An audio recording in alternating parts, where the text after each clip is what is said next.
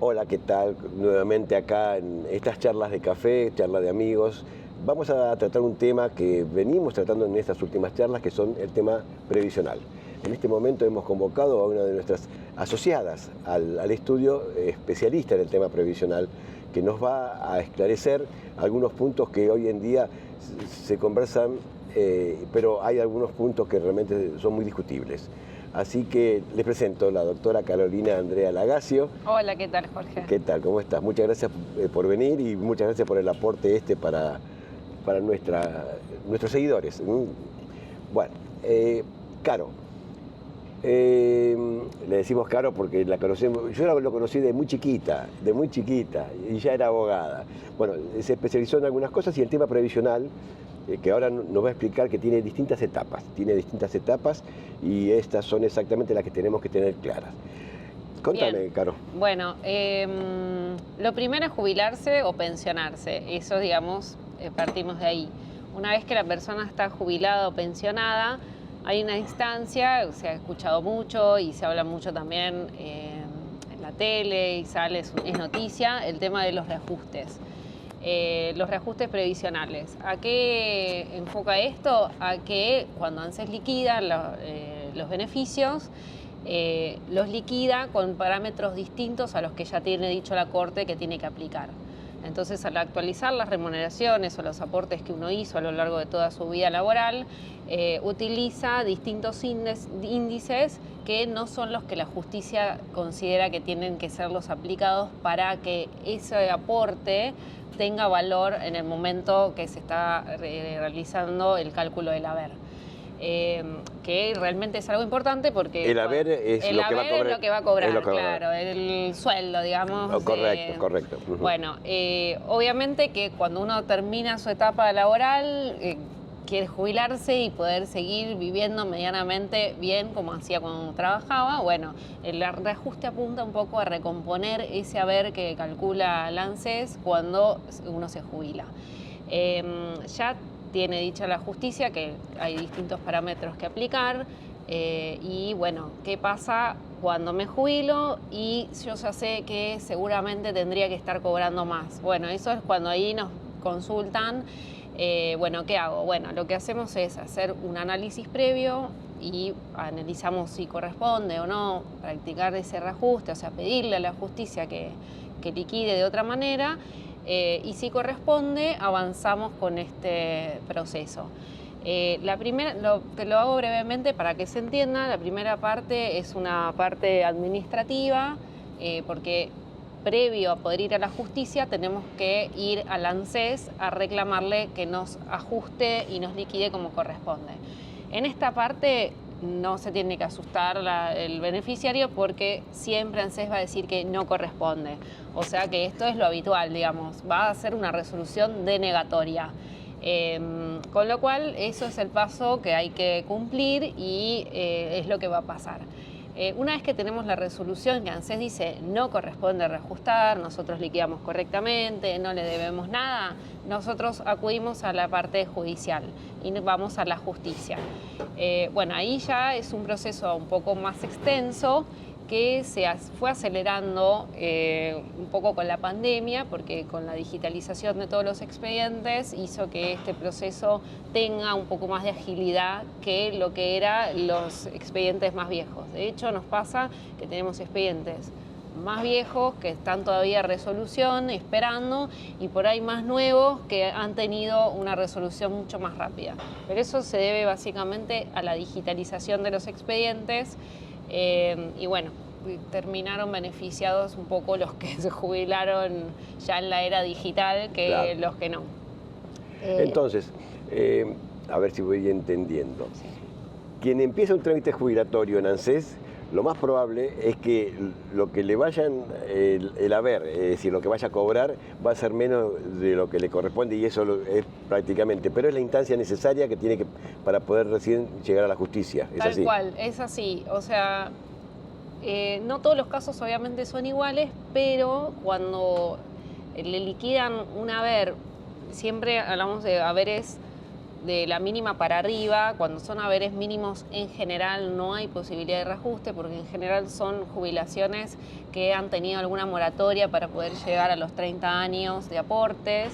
Entonces, en esos casos no se da la posibilidad de este planteo, pero quienes han tenido otro tipo de aportes y que llegan a una jubilación un poco más de la mínima, y por arriba obviamente de la mínima en menor o mayor medida, se evalúa y se da esto de poder decirle al ANSES, liquídenme de otra manera, mi haber no tiene la sustitución, o sea, no está cumpliendo lo que dice la ley que tiene que cumplir, que es que me sustituya a lo que era mi haber de vida laboral, mi sueldo, digamos. Entonces, en general, se da esta posibilidad de reclamar y, bueno, este camino sí o sí hay que hacerlo. Es una instancia administrativa previa que está por ley, o sea, son las instancias que hay que cumplir, con lo cual es, bueno, este paso que hay que dar antes de poder ir a la justicia es agotar lo que se llama agotar la instancia administrativa, sería el ANSES, reclamarle y que el ANSES nos deniegue ese pedido. Te cuento, justamente por todo esto a menudo recibimos algunas preguntas puntuales, entonces me gustaría que si usted tiene alguna de estas preguntas en mente, este es el momento de poder evacuar cualquier duda. Acá hubo una pregunta que dice, ¿los juicios contra el ANSES se pueden ganar? Sí, los juicios contra el ANSES se pueden ganar. Es un tema que, bueno, que se ha hablado mucho en los medios. Hay fallos de corte que ya le dieron favorable al jubilado, al pensionado, y dijeron que corresponde que el haber jubilatorio se vuelva a calcular, o sea, se recalcule con otros índices distintos a los que utiliza hoy en día ANSES para realizar estos cálculos. Incluso corresponde la movilidad del haber. Ese es un tema que está hoy es un tema muy hablado en los medios porque, bueno, hace poco estuvo el veto de la ley de movilidad y, bueno, ya la justicia estableció que el haber jubilatorio tiene que tener movilidad. O sea, que le permita al jubilado mantener el ingreso, obviamente no va a tener su ingreso como lo tenía en su vida laboral, pero que mantenga la movilidad en su haber. Sería tratar de mantener el estilo de vida, es decir, que no repercuta mucho en su calidad de vida que tenía al momento de que... Sería esa es la idea. Sí, después en la práctica, digamos, no ocurre tanto, pero sí, claramente la Constitución plantea la movilidad de la jubilación para proteger a los adultos mayores una vez que terminan su vida laboral. Y sí, los juicios se ganan, es un proceso, como explicaba antes, que tiene distintas etapas, que con la pandemia se ha agilizado por la digitalización, que ha reducido un poco los tiempos, pero bueno, hoy día la realidad es que los juicios contra el ANSES son muchos y los juzgados tienen muchos temas de reajustes todavía a resolver. Vienen relacionado a esto que estás diciendo. Una de las preguntas era, ¿quién paga los juicios? Bueno, acá nos puede pasar que tengamos distintas situaciones. Una vez que tenemos, yo ahora les voy a explicar, digamos, una vez que tenemos la sentencia, que ya el juez dice que corresponde que se reajuste.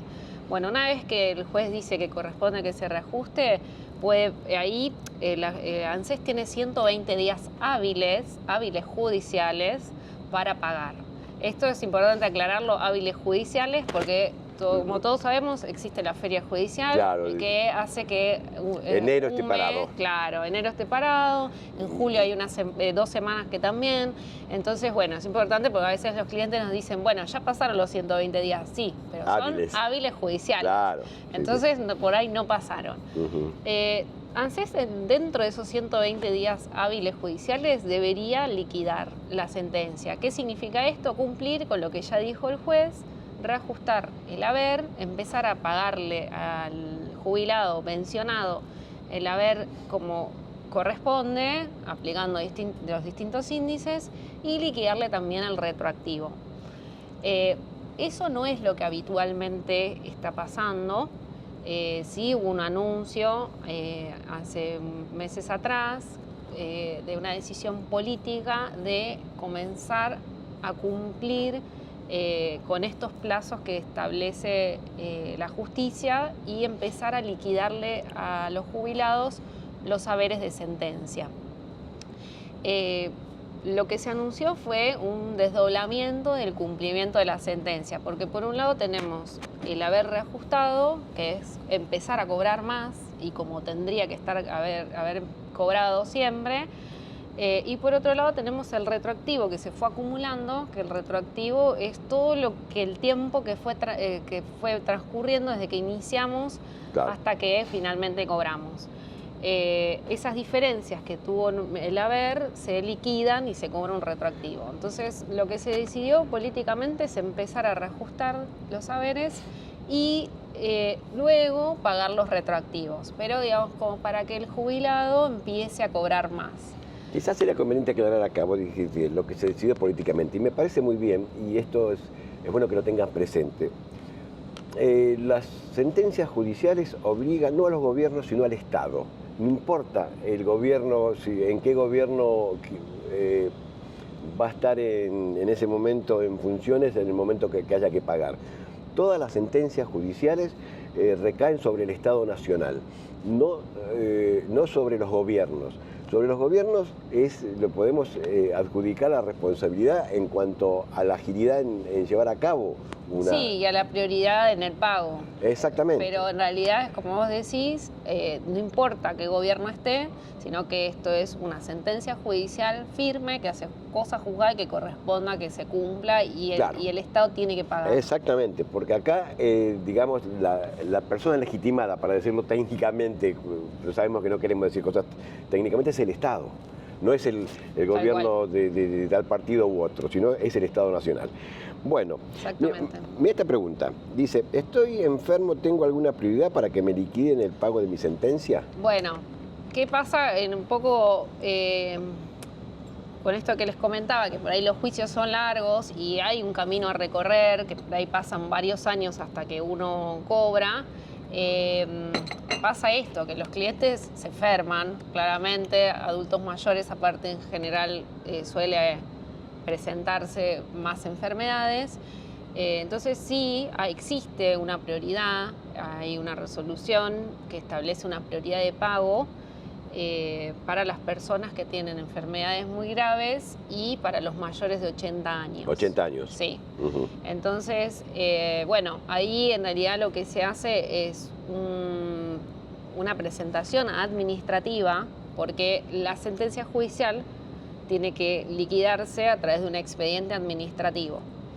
Entonces, lo que hacemos nosotros, le decimos al ANSES, bueno, nuestro cliente tiene prioridad de pago. ¿Por qué? Porque tiene esta enfermedad, bueno, hay que acompañar estudios médicos que avalen esa enfermedad, o sea, hay determinados requisitos que pide ANSES. Claro, hay que acreditarlo. Claro, hay que acreditarlo, se inicia un trámite y si se resuelve favorable, esa sentencia judicial entra en una orden de prioridad, que no significa tampoco que en 2 meses van a liquidarle la sentencia, ojalá sería así, no es lo que ocurre, pero bueno, sí tiene prioridad sobre otras personas que no están en esa situación. Mira, hay otra pregunta que también tiene que ver con esto que estás diciendo, que dice, ¿y qué pasa si durante el proceso y antes de la sentencia, el jubilado fallece? Bueno, acá puede pasar que exista un viudo o una viuda que sea quien vaya a continuar ese proceso. La justicia tiene entendido que el legitimado para seguir reclamando ese reajuste es el viudo o viuda con derecho a pensión. Entonces, el pensionado va a poder presentarse o sea, una vez que obtenga la pensión, que ya ANSES lo haya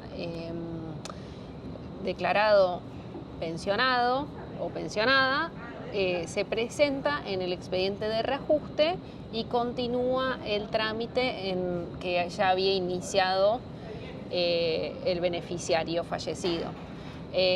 Puede pasar eso, en ese caso continúa el pensionado o pensionada, o puede pasar que no haya derecho a pensión, o sea, no haya tal viudo o viuda.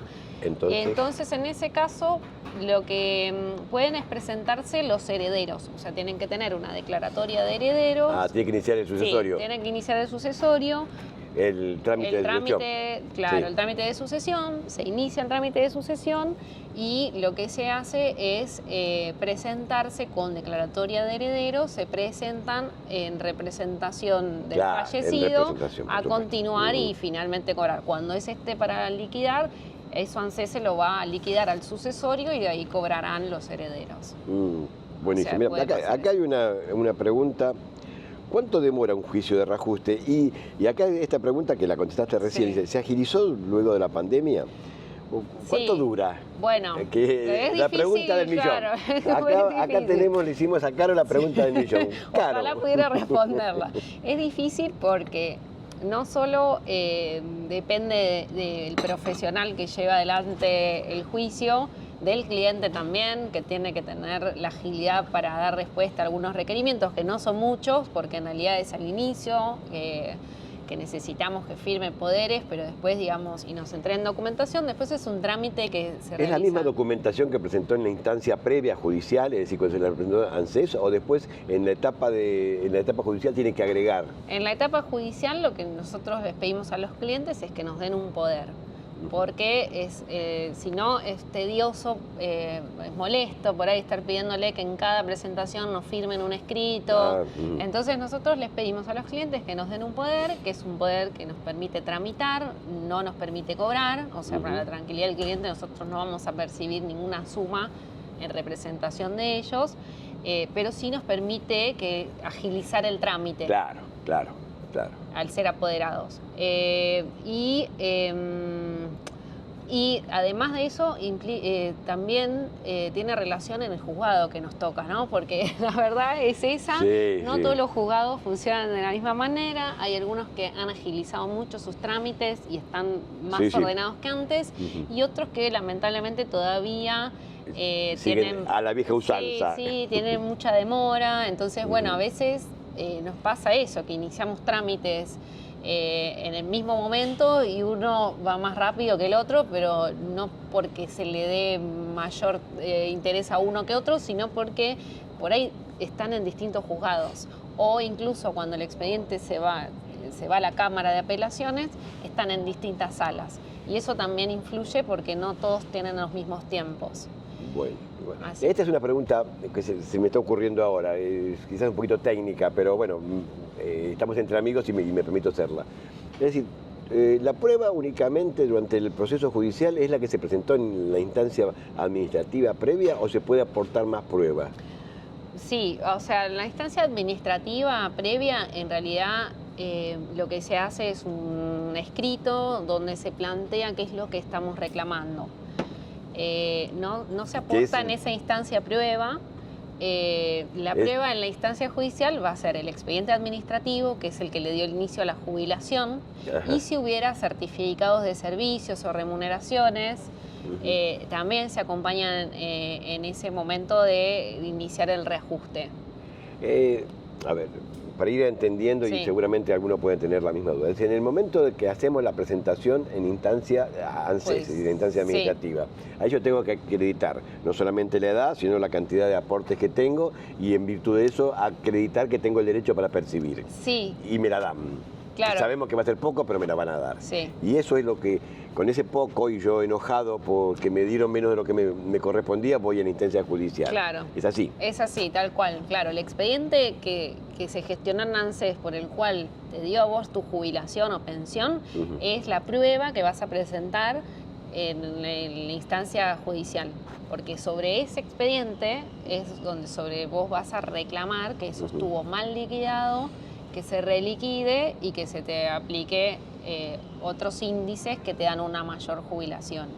Está muy Hoy claro. incluso no solo a veces son los índices que se aplican, sino a veces son topes. La ley establece topes, por ejemplo, el tope al haber máximo, hay jubilaciones máximas, bueno, eso también es importante porque en el momento que uno reclama judicialmente, lo que pide cuando son jubilaciones que superan ese haber máximo, lo que se pide es que esos topes se liberen, o sea, que no se apliquen en ese caso en particular. Y la justicia ya tiene reconocido que efectivamente deben liberarse cuando la aplicación de ese tope es confiscatorio. Ajá. Y cuando la merma en el haber es de un 15% o más por aplicación de ese tope. Está muy bien.